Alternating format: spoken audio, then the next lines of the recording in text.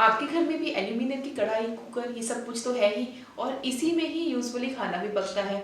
अब आप ये मान के चलिए धीमा जहर है, यानी स्लो पॉइजन है, जो जल्द ही आपको मौत का दरवाजा खोल सकता है। नमस्कार दोस्तों, जय गौ माता, वंदे मातरम। ज्योतिर्मय गौमय सेवा संस्थान से मैं आचार्य निशा भारद्वाज। आपको हम जब भी हमारे पास पेशेंट्स आते हैं, हम उन्हें सबसे ज़्यादा डाइट पे बहुत जोर डालते हैं। जितना औषधि काम करेगी आपके स्वास्थ्य पे, उतना ही काम भोजन भी करेगा।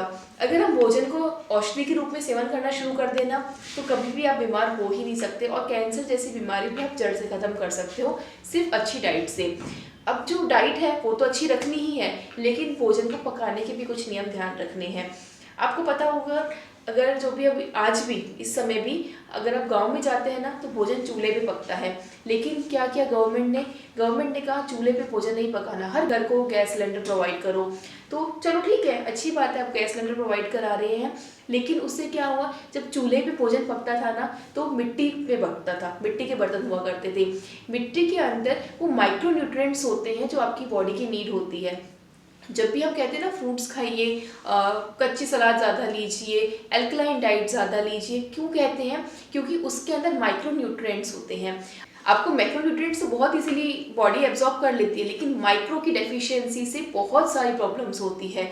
और माइक्रो न्यूट्रिएंट्स की डेफिशिएंसी को कवर करने का सबसे ईजिएस्ट जो और सबसे चीपर जो प्रोसेस है, या कहिए कि तरीका है, वो है कि आप मात्र मिट्टी के बर्तन में अगर आप भोजन करते हैं, आप चाहे तो गूगल की स्टडी में भी सर्च कर सकते हैं कि 23 तरह के माइक्रो न्यूट्रिएंट्स आपको सिर्फ भोजन पकाने के प्रोसेस में मिल जाता है।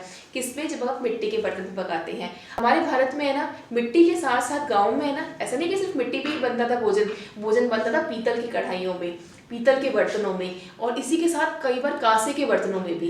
कांसा और पीतल हमारे घर में आपने भी देखा होगा, अभी नहीं देखा तो अपने पेरेंट्स से पूछिए, उन्होंने अपने बचपन में देखा होगा। एल्यूमिनियम के बर्तन हमारे भारत में नहीं हुआ करते थे। ये कौन लेके आया? ये अंग्रेज लेके आए। किसके लिए? उन भारतीयों के लिए जो जेल में कैद थे। यानी कि उन लोगों के लिए क्यों लाया गया? क्योंकि उनमें अगर जब भोजन पकाएंगे, वो धीमा जहर है, यानी स्लो पॉइजन वाला काम करेगा। एक स्वस्थ व्यक्ति को आप धीरे धीरे पॉइजन दोगे ना, वो सड़ सड़ के वहीं मरना शुरू हो जाएगा। यही प्रोसेस उन्होंने स्टार्ट किया जेल के अंदर। आज भी भारत के कैदियों का जो भोजन है ना, वो एल्यूमिनियम के बर्तनों में पकता है। तो आप खुद सोचो ना, आप क्या कर रहे हो? आप तो कैदी नहीं हो अपने घर में, तो आप अपना भोजन उसमें क्यों पका रहे हो?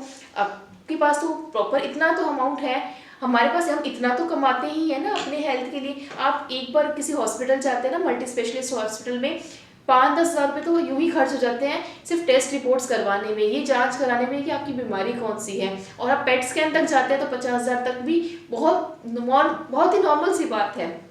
लेकिन एकमात्र कढ़ाई, एक बर्तन, एक खाने की प्लेट, इसको चेंज करना तो उससे बहुत चीपर कॉस्ट है, और वो तो लाइफ टाइम आपको कुछ अच्छा ही दे रही है। तो हमेशा ध्यान रखिए, भोजन पकाने के कुछ नियम याद रखें, या फिर समझ लीजिए कि रट लीजिए, और अपने आने वाली जनरेशन को भी सिखाइए कि खाना ना आप कुकर में बनाएंगे, चाहे वो कुकर पीतल का ही क्यों ना हो। जब भी हम भोजन पकाते हैं, और वो जितना धीमी आंच पे पकता है, उतना उसके न्यूट्रिएंट्स जो है वो मरते नहीं है, वो उसके अंदर रहते हैं, पोषक तत्व आपको भोजन का मिलता है। जितनी आप तेज़ आंच पे भोजन पकाते हैं ना, वो सारे न्यूट्रिएंट्स खत्म हो जाएंगे। भोजन धीमी आंच पर पकाना है।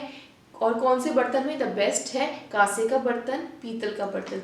तो जो फाइनेंशियली वीक हैं, जो अफोर्ड नहीं कर पा रहे, किसी भी कारणवश के पीतल का बर्तन नहीं लिया जा रहा है, उनके लिए द बेस्ट है आप लोहे की कढ़ाई लीजिए ना। आप एल्यूमिनियम की तरफ क्यों जाते हैं?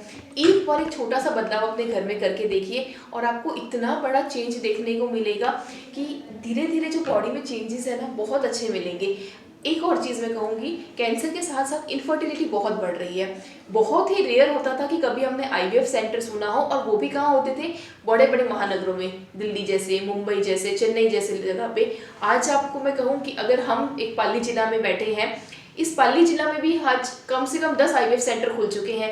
बहुत पास में एक ग्रामीण क्षेत्र जैसा माहौल है यहाँ का। इस जगह में भी अगर 10 आईवीएफ सेंटर है ना, इसका मतलब बहुत दुर्दशा हो चुकी है पूरे भारतवर्ष की। आपके आसपास भी होंगे। जैसे पहले हर गायनिक मिल जाता था ना, लगभग एक ही जगह, एक ही एरिया में वैसे अब IVF सेंटर्स मिल रहे हैं, क्योंकि इनफर्टिलिटी बढ़ रही है। जब बीमारियां बढ़ती हैं ना, तो अपने आप ही डिमांड सप्लाई वाला काम स्टार्ट हो जाता है। ये भी क्यों हुआ? क्योंकि आपने एल्यूमिनियम के बर्तन को यूज़ किया है। बहुत स्लो प्रोसेस है। धीमा जहर जब 20 साल बच्चा खाता है ना उसमें, और 20 साल के बाद में जब वो फर्टिलिटी का टाइम पीरियड आता है ना, वो फर्टाइल ही नहीं होता, स्पर्म काउंट ही नहीं बचा है, एग नहीं बन रहे हैं। इन सब चीज़ों पे भी विशेष ध्यान रखना होता है। और पीतल के बर्तन में जब बंग भस्म जो होती है ना, जब उसकी कली करते हैं, बंग भस्म अगर बॉडी के अंदर माइक्रो में पोर्शन में भी चली जाए ना, कुछ 0.ग्राम में भी चली जाए ना, वो आपकी इनफर्टिलिटी को क्योर कर सकती है। इतना विशेष महत्व है भोजन पकाने का। ध्यान रखिए, भोजन पकाना किसमें? पीतल के बर्तन में, और खाना किसमें? कांसे के बर्तनों में। तो इस चीज़ का विशेष ध्यान रखिए। कुकर को और एल्यूमिनियम को आज ही बंद कर दीजिए, आज ही खत्म कर दीजिए। धन्यवाद दोस्तों। जय गौ माता, वंदे मातरम।